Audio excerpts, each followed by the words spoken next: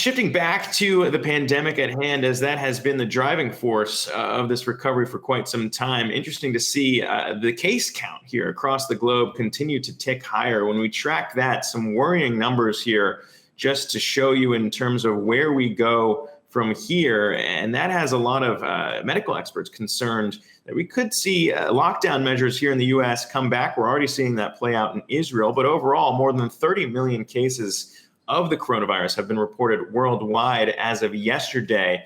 And in short order here in the US, the death tally count here could surpass 200,000, perhaps even this weekend. So here to discuss all of the updates on the coronavirus front with us is Dr. Michael Saag, Associate Dean for Global Health at the University of Alabama at Birmingham. And Dr. Saag, good to be chatting with you again here. And one of the key things that we've been watching have been recently, over the last couple of weeks here, you track the case counts trending in the opposite direction. We'd seen those come down across the nation, now seemingly rising every day. And I wonder how much of that you think might be tied back to the reopening of schools and some of the risks there that the CDC has admitted come from transmission of kids back to adults, whether it's in the classroom and then bringing that back home. That is the key thing, Zach. I believe that we're having a silent epidemic merging right now within the K through 12 schools. On college campuses, we saw hotspots emerge, but we knew it because we were testing.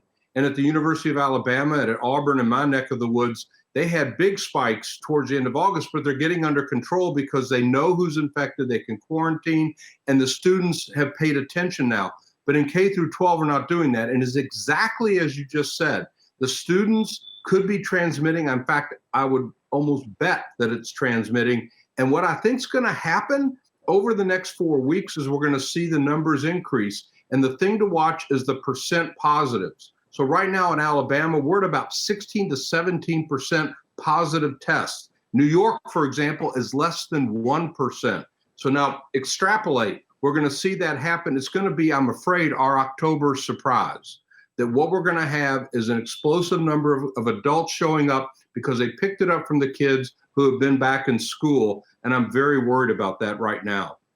I mean, there's that concern. There's also the concern when you talk about positivity rates. I would highlight Florida as one of those states we're watching here as well, because they reported a new low in positive COVID-19 test rates here. They haven't seen that 5% level since back in early June. And now they're there. I mean, that's where they've been. The rate's been under 5% for 7 consecutive days. So on that front, it's also a state that's reopened bars. We saw that happen at 50% capacity. Again, they've done that before and then saw an uptick. So based on where that positivity rate is now as they reopen bars, that would be another thing to watch here. How concerned are you about that?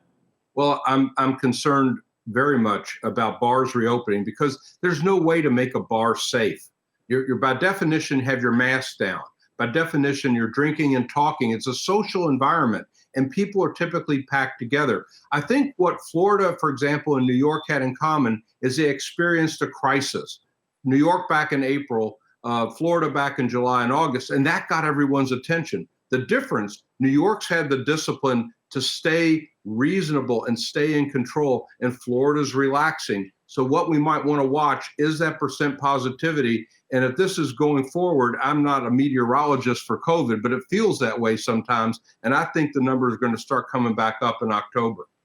Oh, yeah. I mean, it's hard to be a meteorologist for this because so many unknowns had been there and existed for so long. But you've been very good in terms of raising concerns. And we've seen some of your concerns here prove true as we moved along. So I would just want to ask you this as well. When we see cases rising in Spain and France above what we saw back in March when this was really bad, and you've got Israel locking down again, I mean, it's hard to really put these things together and say, how can we not see that play out back here again in the US when we think about how hard hit we were relative to Europe and the projections from IHME saying that deaths will surpass what we saw in March come Q4.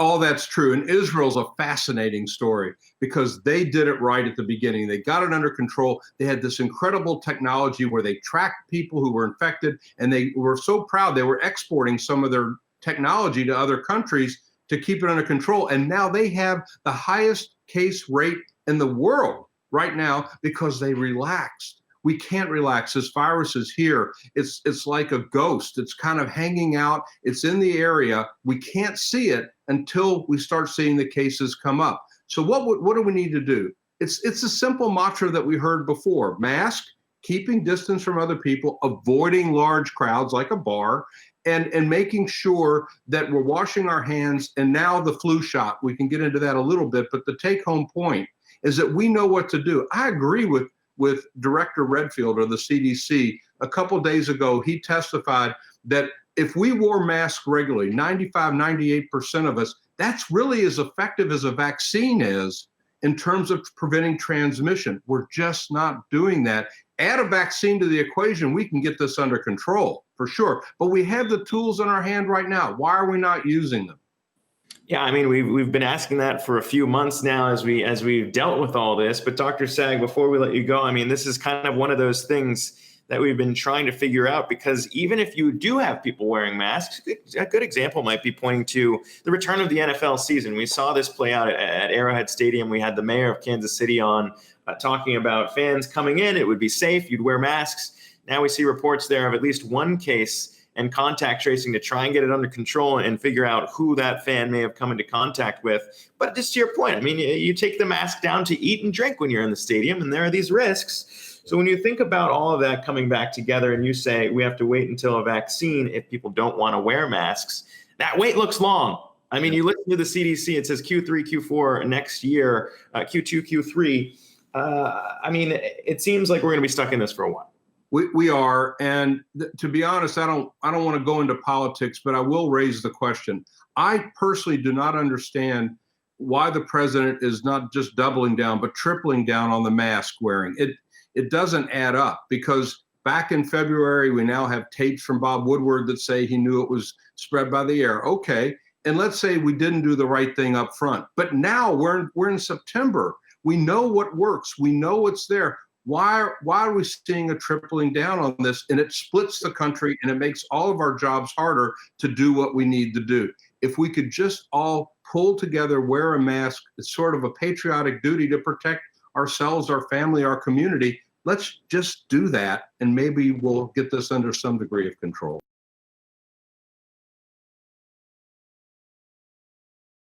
Hey investors, Zach Guzman here. Are you interested in learning more about the markets and getting the latest financial news? Well, then click right here to subscribe to our Yahoo Finance YouTube channel. Get the latest up-to-the-minute market analysis, big interviews in the world of finance, and information on how to manage your money every day wherever you are.